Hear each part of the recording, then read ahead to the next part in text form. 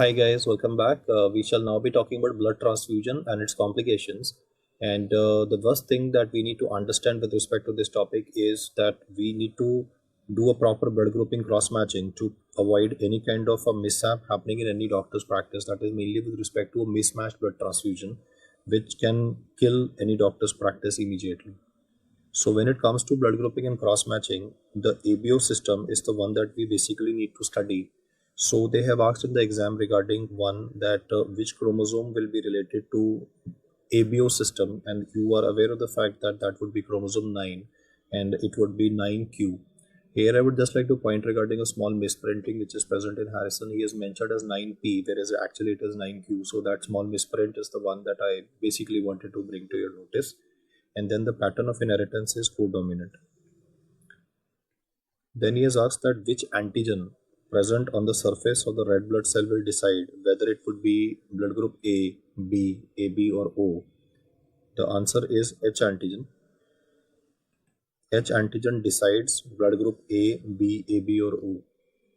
Do remember the fact that those of us who are having blood group A, they will be having H antigen. H antigen in fact is composed of a sugar which has been asked in basic sciences, that is fucose. This fucose is attached to a core of glycolipid, and to this there is addition of N-acetyl galactosamine. So do remember the composition of blood group A, that is H antigen hooked up to N-acetyl galactosamine. But if your blood group is B, then it would be H antigen along with galactose, whereas if your blood group is AB, then it is H antigen with both of these, that is it would be having both galactose as well as N-acetyl galactosamine. And people having blood group O, it would be H antigen minus both of the above. So do remember this very baseline data that I mentioned before you. I'll repeat the data again so that you can remember it. For blood group A, it is N-acetyl galactosamine. For B, it is galactose. If both are present, it is AB. And then for O, it is minus both of them.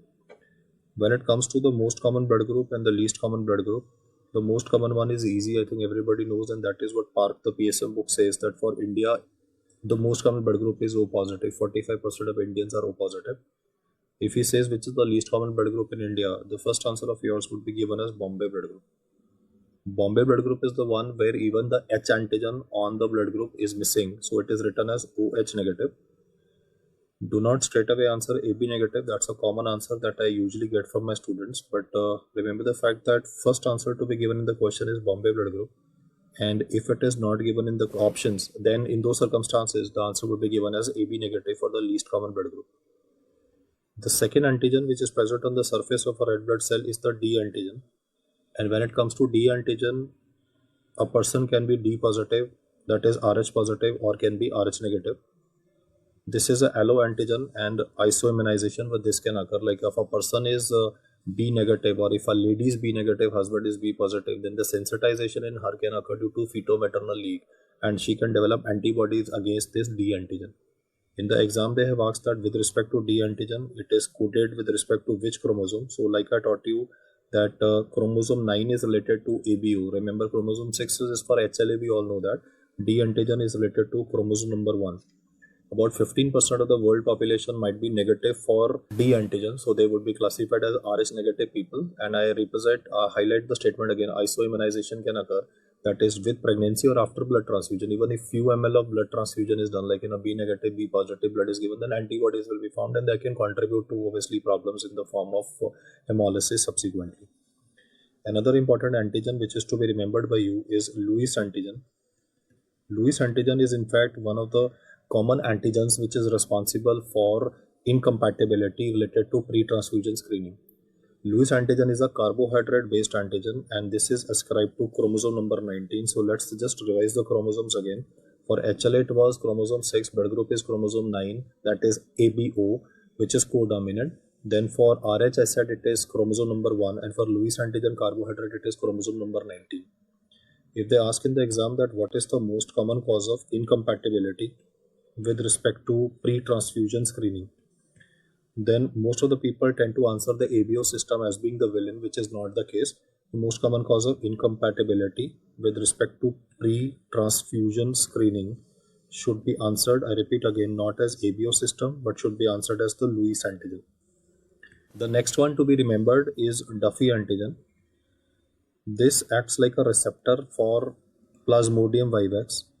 So therefore, if a person is positive for Duffy antigen, that means he is susceptible to Plasmodium vivax. On the other hand, if he is negative for Duffy antigen, that would mean the person would be negative or will be resistant to Plasmodium vivax. So I'll repeat the statements once again. Enhanced sensitivity to Plasmodium vivax or increased susceptibility to Plasmodium vivax, that would be a more appropriate term. Increased susceptibility to vivax is seen in Duffy antigen positive people, and Duffy antigen negative, it would be rather resistance to vivax. Most people tend to answer opposite, that is positivity as being responsible for resistance. That is not the case. Positivity means the chances of vivax going inside the RBC will be increased, so susceptibility is enhanced, and negativity implies resistant to vivax. Now, why we are studying all this is primarily because of the fact that when you're going in for blood transfusion, blood grouping and cross matching is of paramount importance, because mismatched blood transfusion obviously should not occur, and a doctor's license can be cancelled. So you need to be very, very particular, because you see, they will obviously penalize the blood bank subsequently, but first they will penalize the prescribing doctor. You see, you are not directly responsible for testing of blood, but as you study in forensic medicine, vicarious liability, that if a technician is making a mistake, they will not penalize the technician, or rather they will first penalize the prescribing doctor. So you need to be very, very particular.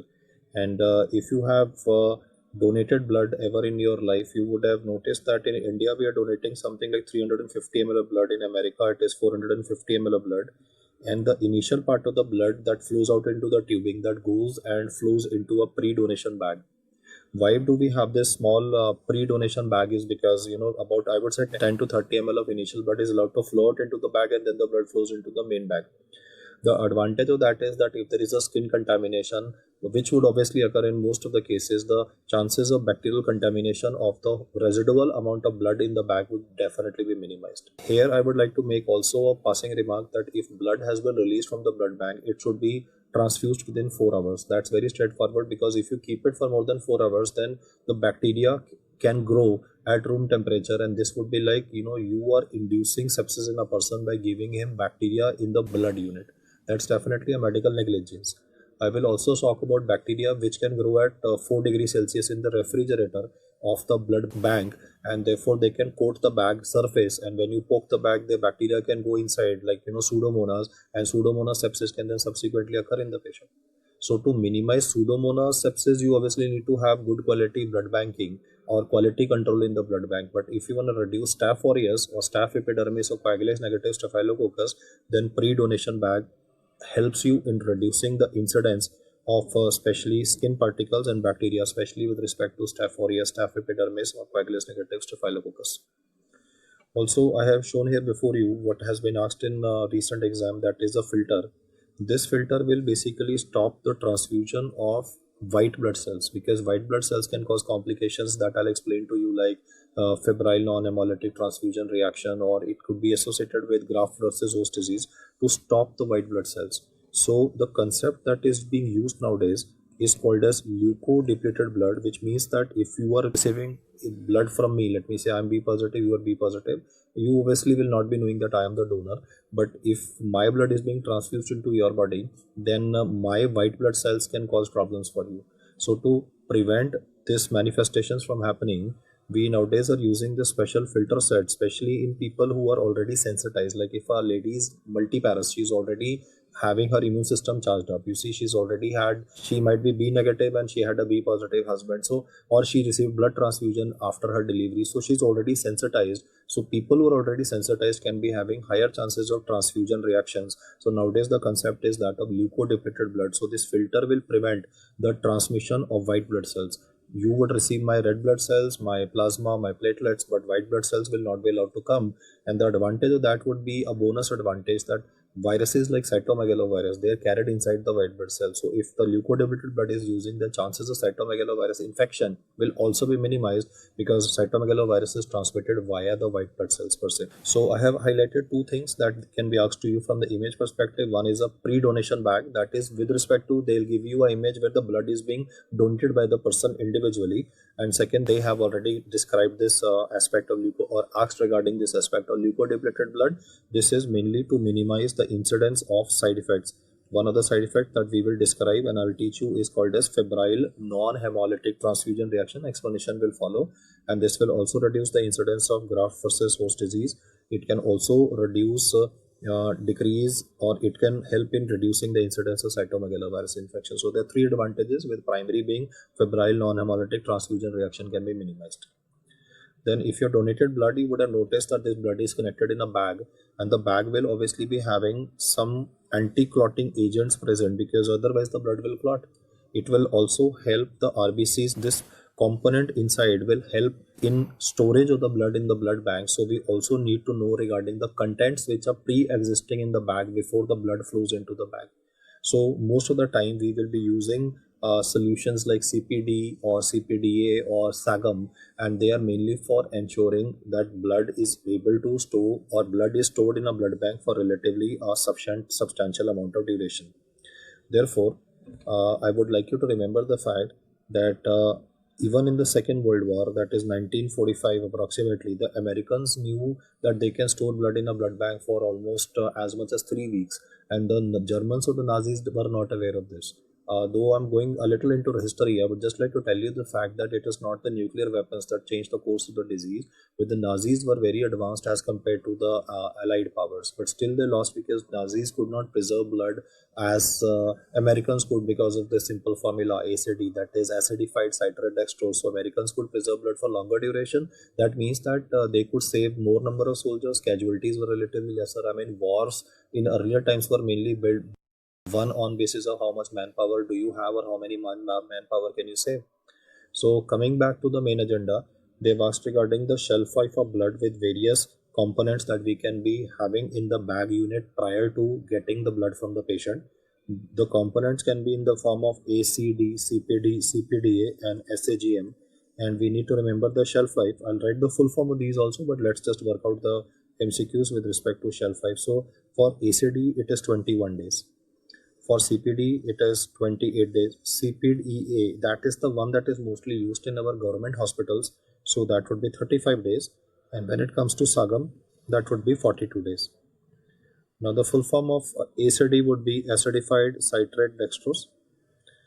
Now this acidified citrate dextrose is not used because of the side effects that it used to cause, and obviously a shorter shelf life in the bank. The storage temperature of blood in a blood bank would be at 4 degrees Celsius. So acidified citrate dextrose, as you can understand from the name, dextrose will help in RBC to get its nutrition. Citrate is the anti-clotting agent. Then is CPDA, that is citrate phosphate dextrose, and A stands for adenine. Why adenine? Because it helps in maintaining the stores of ATP. So CPDA is citrate phosphate dextrose adenine, helps in maintenance of the stores of ATP, which are important for again the survival and the integrity of the red blood cells. And then would be SAGM, that would be normal saline. A would stand for adenine, G would stand for glucose, and M would stand for mannitol. Now, why are we using all of these, and what is the importance of knowing all this is because they will not only help in storing the blood for a substantial duration of time, but they will also prevent the blood from clotting. Like, let us take up the role of citrate, which is usually used in CPDA buffer. Like I said, in government hospitals, most of the time CPDA or nowadays SAGM is also being used. So citrate will basically bind to calcium, and calcium is a coenzyme in the clotting cycle.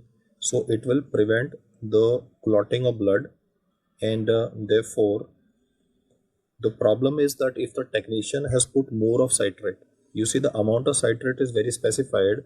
I'm just showing you a slide. You don't need to remember this. You see, the ACD buffer requirement in the unit of blood is about 15 ml for every 100 ml, and in CPD it is about 14 ml, which is to be put in the bag before the blood is of the patient is obviously. If I am the donor and you taking blood from me, then the bag of blood should be having this already the CPDA present in it, 14 ml per 100 ml, so that you can obviously mix it in the bag and then preserve the blood unit.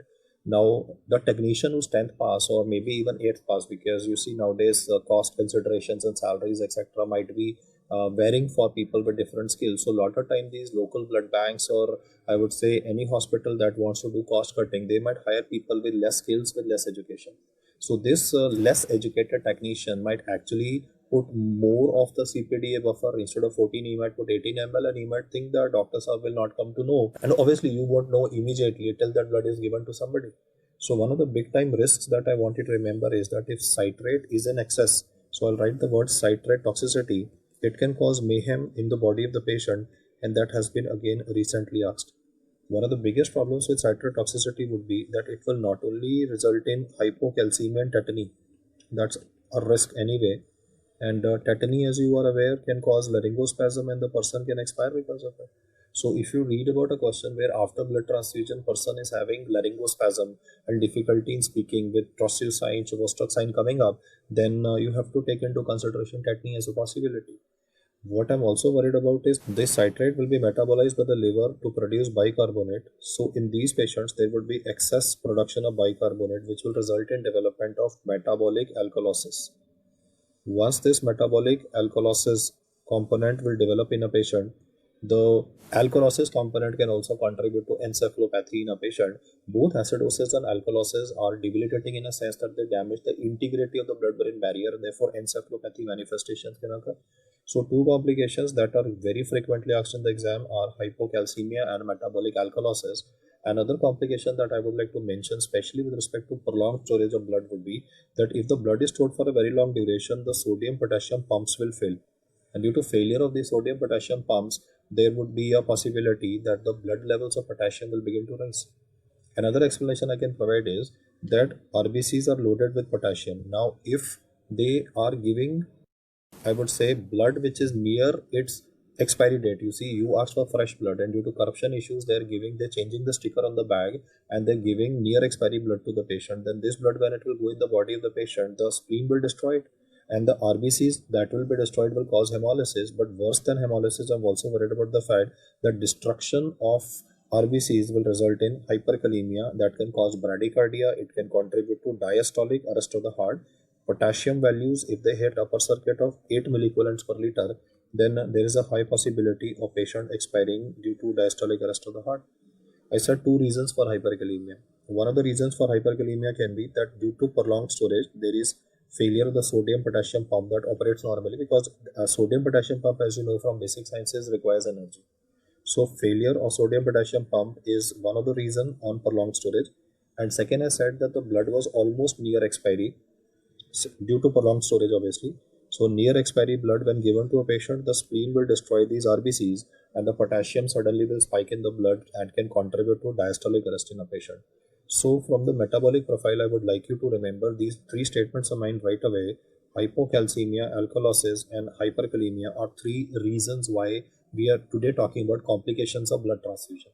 So on the basis of the aspects that I've explained to you, we will just summarize the important complications of blood transfusion, which are usually asked to you in the exam, with usually the question being asked as what is the most common complication of blood transfusion. Well, it would be written in short form as febrile FNHTR, but I'll write the full form here, so kindly be patient while I write it before you. That is febrile non-hemolytic transfusion reaction.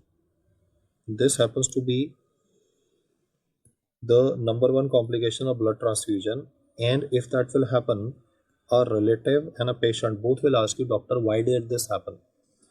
Your answer in the MCQ and to the non-medical patient will be that this is because of antibodies. I mean, even people with little bit of science background can understand what antibodies are. I mean, immunity concept you can explain, and you can explain that no two human beings are alike. So you can say that it is due to antibodies to donor leukocytes, You see, like you and me both are B positive, so we are matching only for two antigens, no, B and positive. But there are so many antigen systems present in the RBC, we are not matching for all of them. So antibodies against donor leukocytes slash antibodies against HLA antigens are responsible for febrile non-hemolytic transfusion reaction. Now, who are those people who can be having these antibodies to donor leukocytes? Then a multiparous woman. If she has already given birth to multiple babies, every time she had a baby, you see her immune system was sensitized, because there's a possibility that she's a Rh negative person and her immune system was sensitized as her husband was Rh positive, the baby is also Rh positive. So immune sensitization of the mother has already occurred.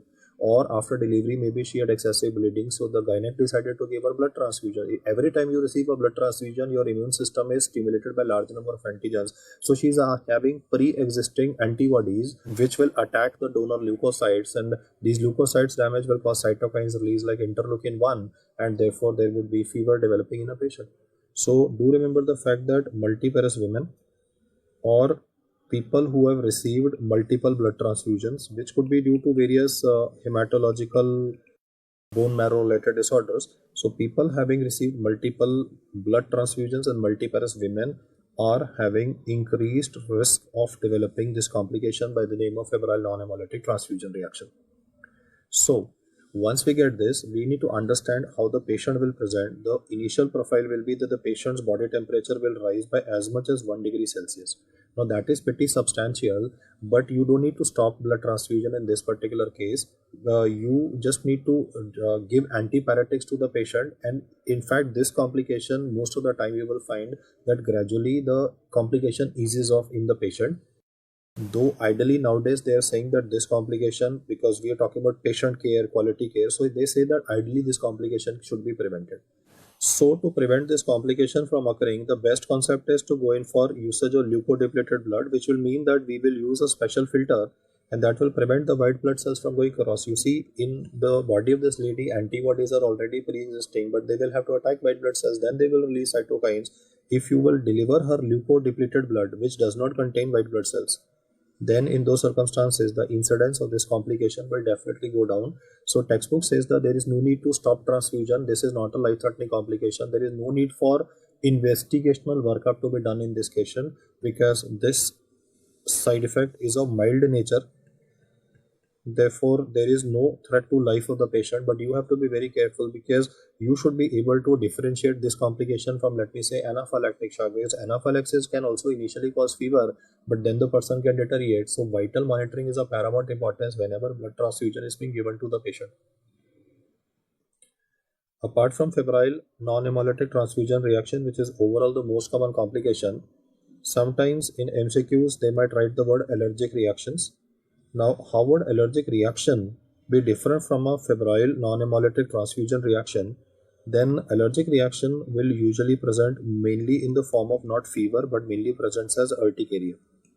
The patient after blood transfusion within few minutes will start having itching all over the body. For management of this condition, he says that you need to stop transfusion, not permanently, but temporarily. So there is no need to send the unit of blood back to the blood bank for retesting or blood grouping, cross matching or direct Coombs test to be done. It is just that he says temporarily stop the blood transfusion. Mostly the itching component will spontaneously reduce, and if it is persistent, you can give antihistaminics to the patient. Like we can give injection of diphenhydramine, and this will make the patient feel relatively better, and then you can resume the blood transfusion in the patient. And again, this complication usually tends to pass off. It's like the initial first few minutes that this complication can occur. Stop the transfusion, give a shot of diphenhydramine intramuscular, and the complication will pass off.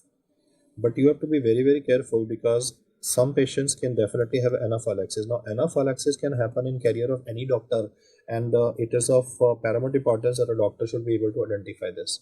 So what will tell you that it is anaphylactic shock, because anaphylactic shock is related to histamine release. Histamine causes vasodilation, so the blood pressure of the patient will immediately start falling, the heart rate of the patient will start climbing. That is why they say that the vital monitoring should be done every 5 minutes initially for the first 15 minutes, then you can make it at 15 minutes, then half an hour interval. But vital monitoring is of importance to pick up anaphylactic shock. Anaphylactic shock can also cause development of central cyanosis in the patient. Why? Because The histamine release will contribute to laryngeal edema. Mark my words here, not laryngospasm. Laryngeal edema that will contribute to central cyanosis in the patient. The person might start developing stridor. There might be rhonchi in the chest. The reason for rhonchi is again explained by the bronchospasm secondary to histamine in the patient. There would be associated pruritus in the patient.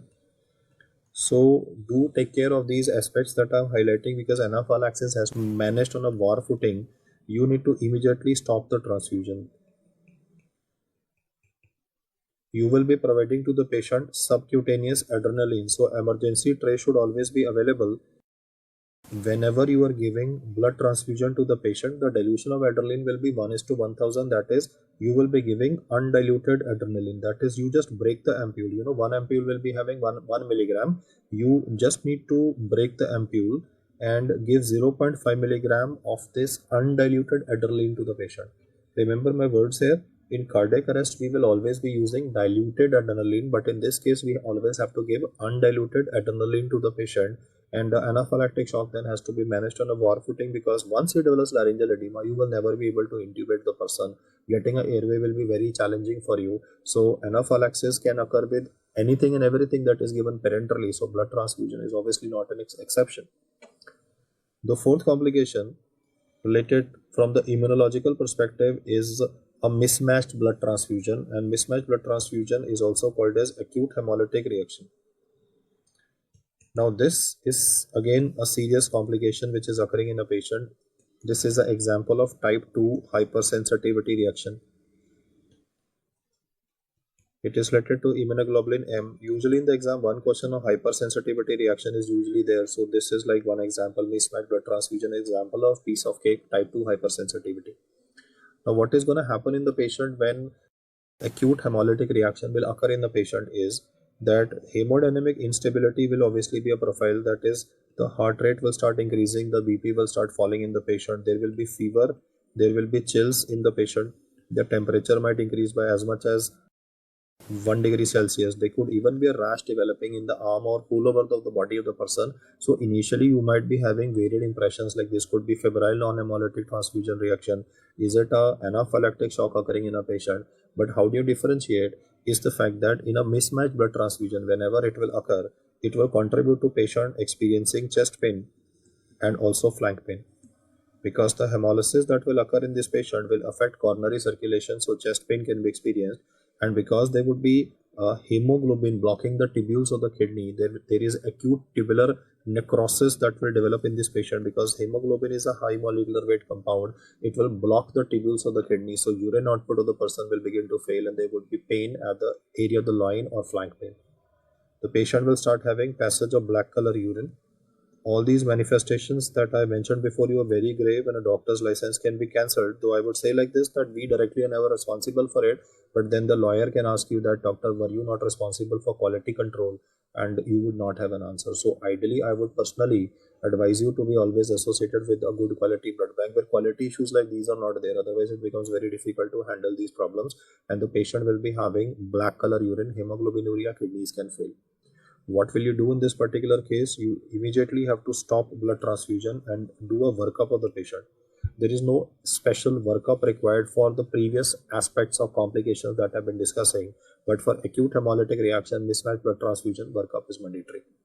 What workup will you do? You need to demonstrate the presence of hemolysis. Whenever there is hemolysis in the body, haptoglobin is consumed. It binds to hemoglobin. So because haptoglobin is consumed, the haptoglobin values in the body will become less, and LDH is inside the RBCs. So when RBCs will burst, like B positive patient was given A positive blood, or A positive patient is given B positive blood, then in those circumstances when RBCs will burst, there would be release of lactate dehydrogenase. So LDH values will be increased. The trigger can be substantial to cause even DIC and coagulopathy in a person. So coagulogram should be used or evaluate in the patient. Or repeat blood grouping and cross matching should be done, because there's a possibility that there was a swapping of the samples of the patient. There could be two patients with same surname or with the same first name present in the hospital, and therefore, I have had instances when colleagues of mine, they did not notice that two patients with the same name were admitted in the same ward, and well, the swapping of blood unit happened, and it was all hell breaking loose with media coming up and things like these. So I would definitely like you to be very particular whenever you are giving blood to the patient. You should do proper matching of the unit of blood. Nowadays we are having better system. We have a barcode that the patient, whenever patient is admitted in the hospital in corporate setup, there's a barcode that the person has to wear all the time in the hospital premises. So we have to do matching. We have these machines by which we can scan the barcode, match it with the barcode of the blood bank. But in government hospital, lots of time these fancy technology based stuff may not be available, and due to wrong labeling, you see, the basic reason for mismatched blood transfusion is again a question. They said, what is the reason for it? Then the answer for this is mainly clerical error. You see, a doctor is not gonna be I would say crazy enough to give a wrong blood to a patient willingly. But if patients are having same name, or there is wrong labeling of the bag, or there is wrong labeling of the sample, then there's a possibility that swaps can occur, and that could be a disaster situation for career of any doctor. So you have to stop the transfusion, do this basic workup of the patient, and initiate diuresis. That's to prevent the shutting down of the kidney. So fluids have to be started. Along with diuresis, he says give Lasix, that is furosemide, to the patient. That's a loop diuretic. Along with this, he also says mannitol. Please appreciate that we do not give mannitol in established renal failure, but at the moment you have picked up the patient early, like after blood transfusion, suddenly the BP is fluctuating, he's febrile, he's having chills, he's having chest pain, he's having flank pain. You need to stop transfusion in the patient, because furosemide mannitol needs to be given to flush out the kidneys, because otherwise hemoglobin will block the tubules and person might even require a dialysis. So that's only if you fail to recognize it. But then these are complications which are definitely important for any doctor's career, that you have to be very very particular with respect to at least these basic four immunological complications that I have explained to you. The ones that I'll highlight which are very frequently asked is one, febrile non-hemolytic transfusion reaction, then is anaphylactic shock, and then is mismatched blood transfusion. And because transfusion based questions are asked every time, so do remember all the clinical associations that I have mentioned with this topic, so that you can work out the information relatively better. Coming to the next complication related to blood transfusion, from the immunological perspective, you need to remember the name GVHD, that is graft versus host disease. This is again a hot favorite with respect to our examiners in the following sense, that this can be seen both after blood transfusion, that is the topic that we're studying, and also with respect to allogenic stem cell transplantation. Now, if first degree cousin, brother or sister is donating bone marrow to the person who's having a hematological disorder, then because the persons are sharing common HLA antigens, there can definitely be a reaction which is called as graft versus host disease. The reason for why do you have graft versus host disease is simple, straightforward. Donor T8 leukocytes or lymphocytes. You see, if I'm receiving blood from you or you are receiving blood from me, then your T8 cells, they will recognize my antigens as foreign, and therefore if I receive blood from you, my body can be attacked by these leukocytes. So we need to understand what are the target organs of these donor T8 lymphocytes to understand manifestations of graft versus host disease. And I'll say a very interesting fact. You see, if a person has received blood transfusion from a family donor, like elder brother is sick and the younger brother is donating blood, and the younger brother has given blood in the blood bank, and the same unit of blood was given to the elder brother. Like in movies they show that elder brother's blood is being given to younger brother, vice versa. That is all because it is a movie. In reality, if two people are siblings, real brothers and sisters, and you're giving blood of a brother to a sister, sister to a brother, assuming both are having same blood group, right? B positive, B positive. But if you are, because they are sharing common HLA antigens, they can be a development is GVHD. I repeat my statement once again.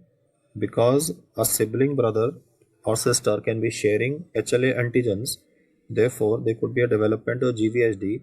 That is why we as doctors discourage donations or directed donations from family member. What I mean by directed donation is like a family says that okay, this person in my family is undergoing a surgery, and the surgeon has asked for 2 units of blood to be donated. So we want that this person's younger brother and sister's blood should be given to this guy. Then we will say no. You see, if I need blood, my family members will obviously donate blood, but I will not receive their blood only. I will receive somebody else's blood. It's not that I will receive only, or I will receive only blood from my brother or sister only. If you do directed family donation, then GVHD manifestations can occur, and they can be fairly serious. So we will study now what are the clinical manifestations that can occur, and he can give you a clinical scenario like this, where he will say that two family members are interrelated, and blood of one was given to another, and after 8 to 10 days, not immediately, the patient is having complications, that is after 8 to 10 days of post blood transfusion scenario, there would be development of fever in a patient. If immediately after giving blood transfusion it is fever, then it's obviously a febrile non-hemolytic transfusion reaction. But if he says after 8 to 10 days there is fever, there is diarrhea, there is jaundice, that is maybe obstructive jaundice developing in a patient, which could manifest initially in the form of pruritus. So what are the organs which are affected in graft versus host disease? Skin is involved, GI tract is involved, liver is involved, and because it's a immunologically mediated disorder, so fever will anyway be present. In fact, in these patients, there's a possibility that there can be a frank pancytopenia developing in a patient where like RBC, WBC platelet count will fall, and there is even a possibility of death in graft versus host disease after 3 weeks. So this complication is relatively a delayed complication that is occurring in a patient. And what is the best way to prevent it? Well, don't allow these T8 lymphocytes to come into the body of the recipient. And how can you prevent these donor lymphocytes from coming? There are two methods. One method is to use those filters that I was talking to you earlier. They will prevent these lymphocytes from being transmitted, and therefore the chances of complications will be lesser. But currently they have shown that a much more superior method as compared to using a filter, because filters can get blocked, they are expensive obviously, so we can use irradiated blood. Now this again from Indian perspective would be a little challenging, but this is what Harrison says. He says that if you are giving irradiated blood to the patient, then the chances of this complication will be minimized. Why that is so, that will become more obvious from my next statement. If they ask you that what is the most radiosensitive blood cell, I think all of you can remember pathology class. Most radiosensitive blood cell is lymphocyte, and lymphocytes are the one which are responsible for development of graft versus host disease. So if you kill them, then GVHT will not occur. I repeat my statement: most radiosensitive blood cell is lymphocyte. A related MCQ: most radioresistant blood cell is platelets. You are aware of both of these statements from your basic sciences classes. What I am using here is, because I know the fact that lymphocytes are radiosensitive, I will ensure that the unit of blood in the blood bank, when it is stored, it is given radiation that will kill the lymphocytes. And now when you will give this unit of blood to the patient, then the chances of GVHT will not occur or will be minimized. Another way to prevent this from happening is obviously a filter, but I have not written that because the filter is more suitable for preventing a development of febrile non-hemolytic transfusion reaction occurring in a patient. The most common complication that I've explained to you is febrile non-hemolytic transfusion reaction. And apart from this, I have described these 5, I would say, immunologically mediated reactions that could be occurring in a patient. Now, in some questions, he might rather ask you regarding what is the most common cause of death occurring after a blood transfusion. Then the answer should be given as TRALI, transfusion-related acute lung injury. I repeat my statement again. Overall, the leading cause of death after blood transfusion, though this is a rare event, is TRALI, that is transfusion related acute lung injury. I would here also like to mention the fact that the incidence of TRALI is common in the first 6 hours of transfusion, and the incidence is more mentioned with fresh frozen plasma as compared to that of whole blood. I know some sources on the internet would be telling you that it is more common with whole blood, but that is what not CMDT says. CMDT says that incidence of TRALI with fresh frozen plasma is more as compared to whole blood. So we next need to understand why would you be having TRALI. For this, I would like to say that TRALI will mostly be seen in your hospital if you have taken blood donation from a multiparous woman. Now please appreciate, earlier I was telling you that if a multiparous woman will receive blood transfusion, she can have allergic reaction and she can have febrile non-hemolytic transfusion reaction. Here I am saying the multiparous woman whose immune system is already charged up, she is the donor. Or a person who has already received multiple transfusion, like he's a war veteran, he's a Kargil war veteran, he had received multiple transfusions, he sustained a grenade blast injury. So if a person has received multiple transfusions already, then his immune system is already charged up. This time the donor is either a multiparous woman or the donor is a person who's already received multiple transfusions. So in the body of this person there is pre-existing antibodies. These antibodies are active against, or I would say these antibodies are antibodies against HLA-2. So it is anti-HLA class 2 antibody.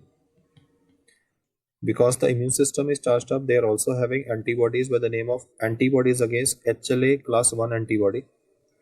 And they're also having antibodies against neutrophils, which is called as anti-neutrophil antibody. Get the data right, guys. This is important for you from the exam perspective. I'm saying this time the reason for TRALI is antibodies which are being transfused. When I was talking about graft versus host disease, I was directly blaming donor T8 lymphocyte. But this time I'm blaming the antibodies which are already present in the body of the patient. When these antibodies will now come in the body of the recipient, let us now see how the recipient's body will respond to these antibodies. These antibodies are against nucleated cells, they are against HLA class 1, class 2.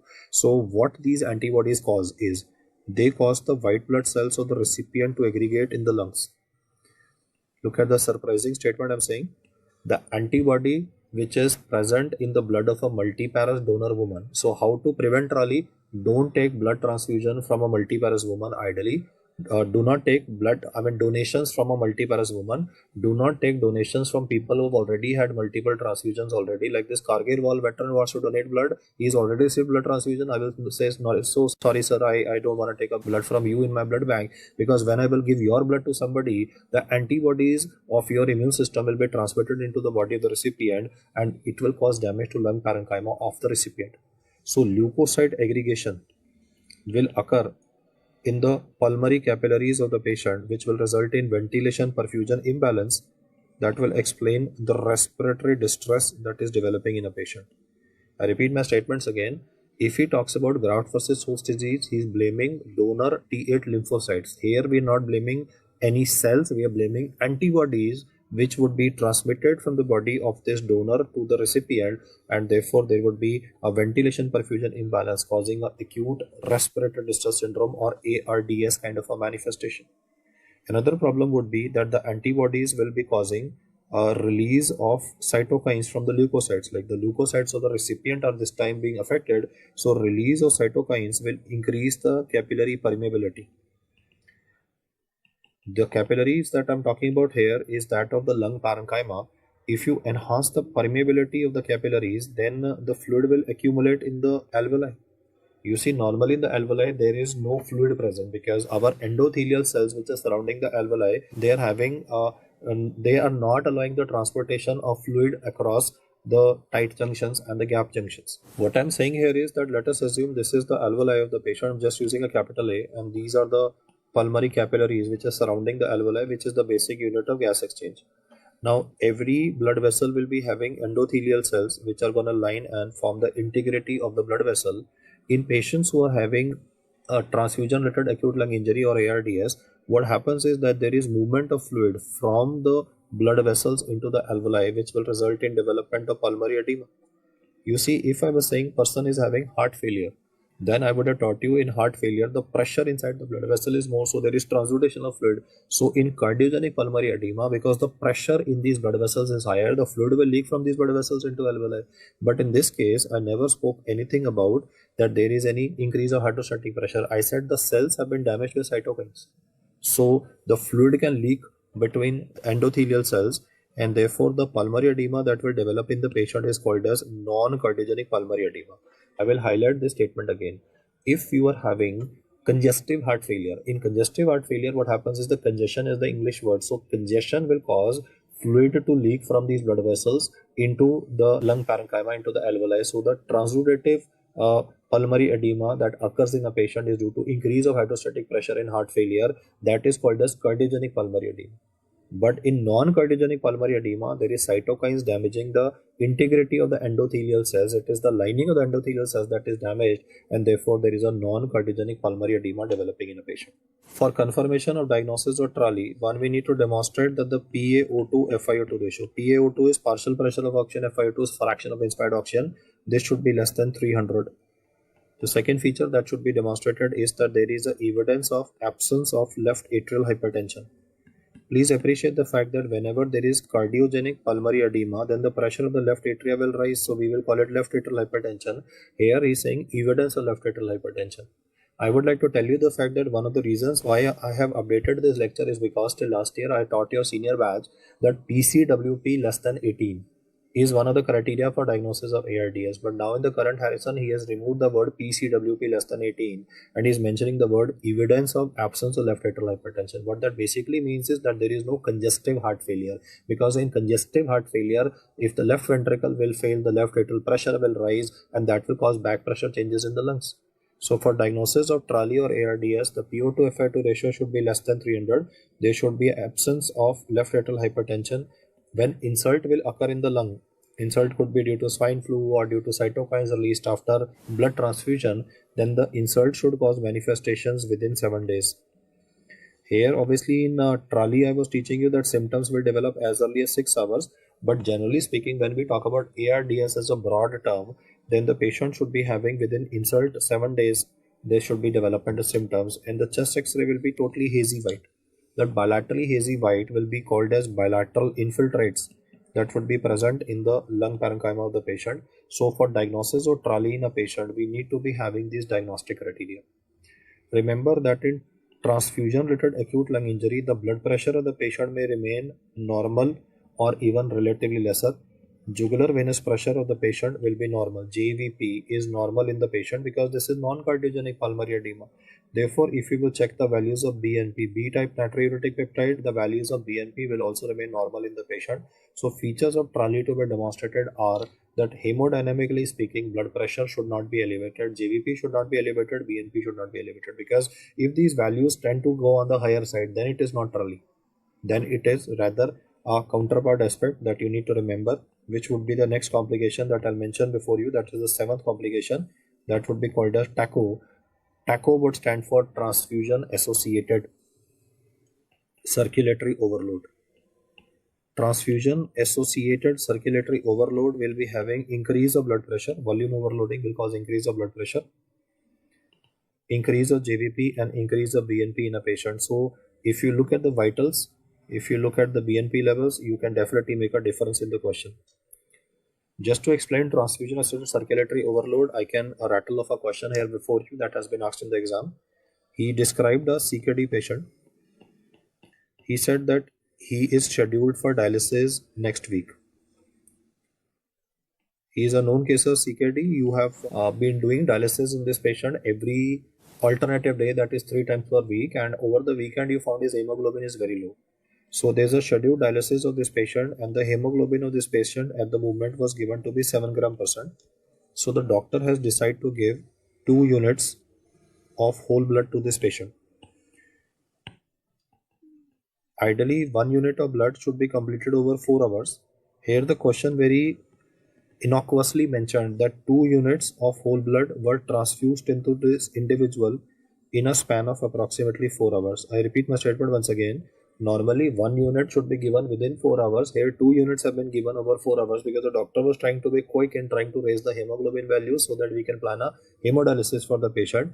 And the patient now had development of respiratory distress.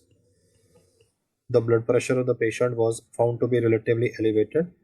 The chest of the patient was having bilateral fine crepitations. Now mark my words there, bilateral fine crepitations can be found in any case of pulmonary edema, both in non-cardiogenic pulmonary edema or TRALI there would be fine crepitations, and even there would be crepitations present in a patient of transfusion associated circulatory overload, but the vitals will definitely do the trick for you. I repeat my statement once again. Bilateral fine crepitations is an auscultatory finding that is found in all patients of pulmonary edema, whether cardiogenic or non-cardiogenic really does not matter. So you cannot differentiate on the basis of bilateral fine crepes which are secondary to the fluid accumulation in the alveoli of the patient. Rather, you will have to look at the hemodynamic parameters for the patient. Based on whatever I've said, before we go to the 8th complication, I would like to here mention that if you are attempting a MCQ in the exam and a person after blood transfusion has started experiencing breathlessness, respiratory distress, what is the thought process of yours that is to be considered? One complication that you have to evaluate is possibility of TRALI.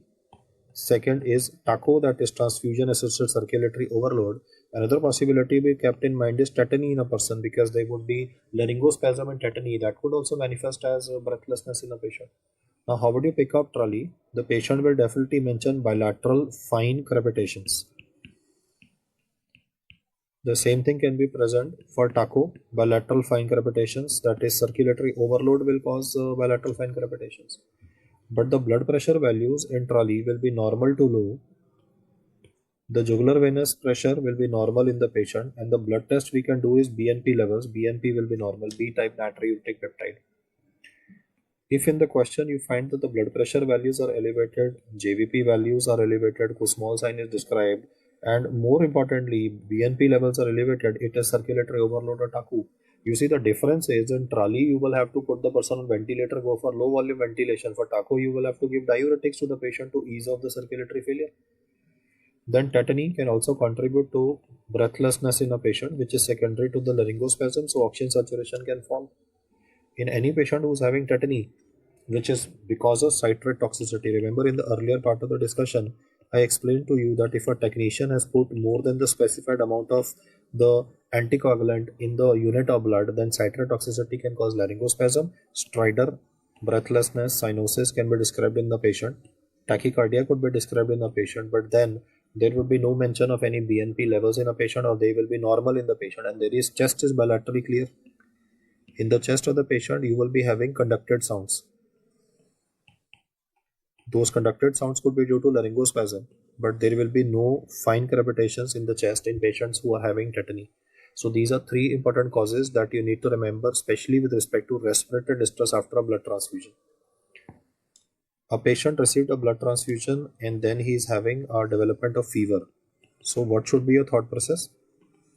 It could be febrile non-hemolytic transfusion reaction, but it could be something as serious as anaphylactic shock in a patient, or it could be something as serious as mismatched blood transfusion in a patient. So whenever a question is describing this kind of a scenario of development of fever, chills, you have to keep these in decreasing order of importance. Obviously, the first one will pass off by itself, then the second complications can occur, but then this is the thought process of yours in most of the clinically oriented questions that are coming nowadays. Blood transfusion followed by distress and blood transfusion followed by fever, then these are the diseases which are to be considered in a logical sequence. Coming to the eighth complication related to blood transfusion, we will talk about dyselectrolytemia or electrolyte imbalance that can be seen in the patient. Though I've emphasized this earlier, why I'm repeating this once again is because I just want to sensitize you to the fact that if a person has received, let me say, 2 or 3 units of blood in the recent 24 hours, then there's a possibility that he will end up with metabolic alkalosis, not metabolic acidosis. You see the dangerous triad that we see with multiple transfusion protocol or with trauma-induced coagulopathy is hypothermia. You see, if a person is having trauma, when he will lose blood from the body, then loss of blood will cause shock and shock will cause metabolic acidosis.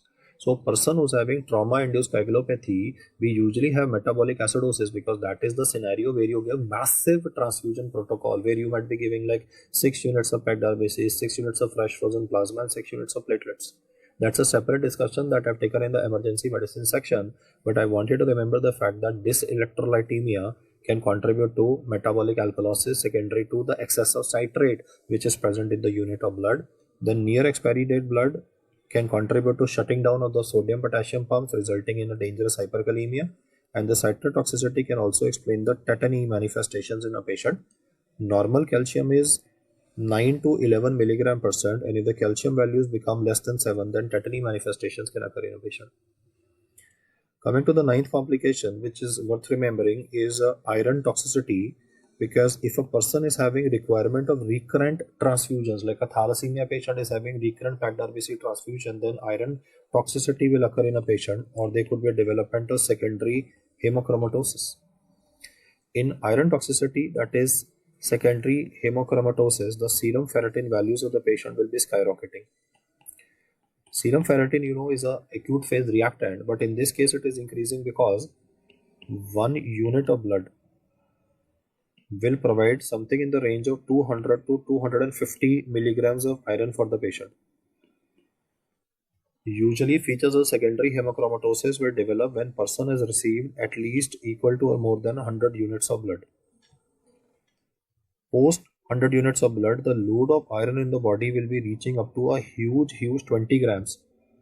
Due to this excessive amount of iron in the body, this is what Harrison says. He says for hemochromatosis manifestations to occur, usually you need 100 units of blood. So this guy is, let me say, thalassemic, or he child who's thalassemic, and he has been receiving packed RBC transfusions for 3 years, 4 years, 5 years. Children with thalassemia major are transfusion dependent, so you might have to give transfusions in these patients very fast. Why very fast? Because their own bone marrow is not producing normal RBCs, and whatever you will produce from outside, because they're having splenomegaly, the spleen will destroy those RBCs. So you might have to give transfusion every month to these patients. So after a few years, a person might be having secondary hemochromatosis. Due to the secondary hemochromatosis manifestation occurring in a patient, there would be bronze diabetes manifestation. Bronze diabetes manifestation would mean that this iron will be deposited in the skin, so it will cause hyperpigmentation of the skin. The iron will destroy the hepatocytes, so cirrhosis of liver, and it will damage the pancreatic cells also, so there would be type 1 diabetes mellitus developing in a patient. This complication that I'm describing before you is called as bronze diabetes. We will, however, prevent these manifestations from occurring in a patient by using iron chelators. The iron chelators that you can use in the patient is one injectable, that is desferrioxamine, or we can be using deferriprone. Deferriprone is a oral iron chelator. It's a little expensive, can have nasty side effects also, but then we have desferrioxamine, which is given in the form of subcutaneous infusion, and deferriprone, which would be given as an oral iron chelator for secondary hemochromatosis. This is a complication that would mostly be seen in patients who are having rather recurrent transfusion. Then the next part that can be of concern from exam perspective and life-threatening is infections after blood transfusion. Here I'm not talking about HIV and hepatitis B. That has been ruled out by proper testing. You're aware that government of India says that blood should be tested ideally for minimum 5 antigens, that is HIV, hepatitis B, hepatitis C, syphilis and malaria. But here I'm not talking about those common infections like malaria. I am rather talking about bacteria that can grow at 4 degrees Celsius and higher temperatures. One of the commonest infection that is seen after blood transfusion is possibility of sepsis. Then comes hepatitis B. I repeat my statement. The incidence of septic complications after blood transfusion are higher than that of hepatitis B. Though I have said this in multiple sections, I'm repeating once again, the leading cause of transfusion associated hepatitis is hepatitis B. No doubt about it. But if he says which infectious complication is the number one infectious complication after blood transfusion, then bacteria can definitely grow. And the bacteria that I'm talking about here are nasty ones like Pseudomonas. Another one to be remembered by you is Acinetobacter. Then obviously gram-negative coliforms. Transfusion of this is fraught with risk because you would be causing development of frank sepsis in the patient. Another one you can remember for MCQ sake is Serratia macerans.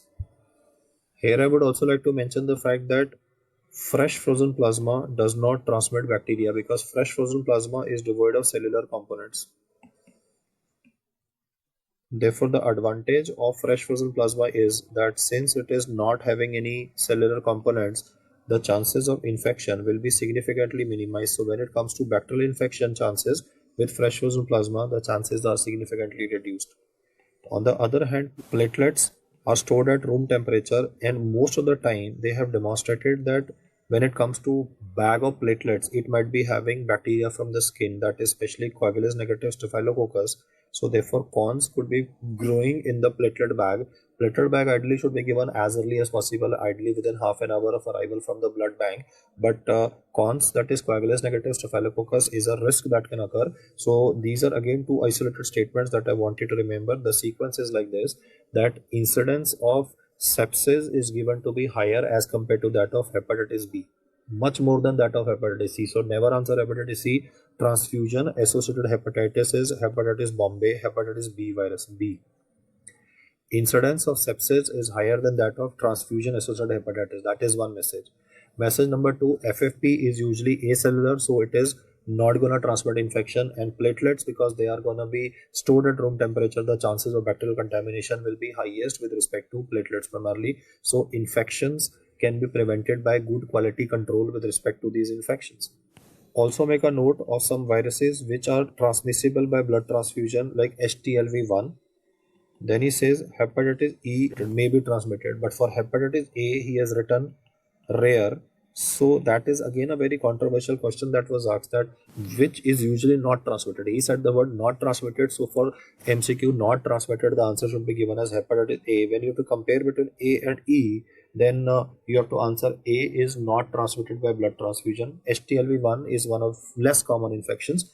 HTLV1 is related to development of one tropical spastic paraparesis. That's a standard MCQ that you guys would have done multiple times, and I've just made you remember that once again. Tropical spastic paraplegia, paraparesis.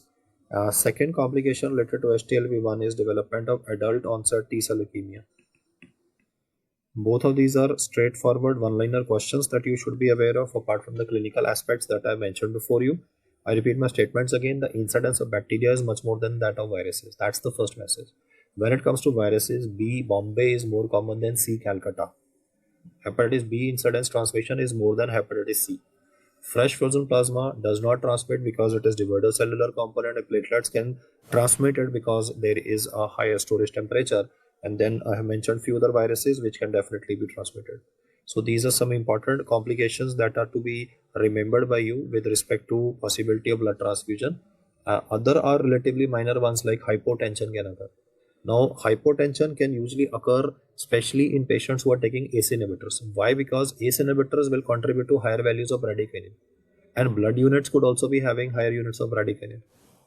Two more complications related to blood transfusion that I would just like to say as a matter of fact and not jotting them down is that they could be hypotension, especially in patients taking ACE inhibitors. You will notice that hypotension after blood transfusion is common. Why that is so is because stored blood could be containing bradykinin, and ACE inhibitors inhibit the breakdown of bradykinin. You are all aware, dry cough is related to ACE inhibitors again due to overexpression of bradykinin, and it is also a potent vasodilator. It can contribute to hypotension. So I repeat my statement again. Stored blood is having bradykinin.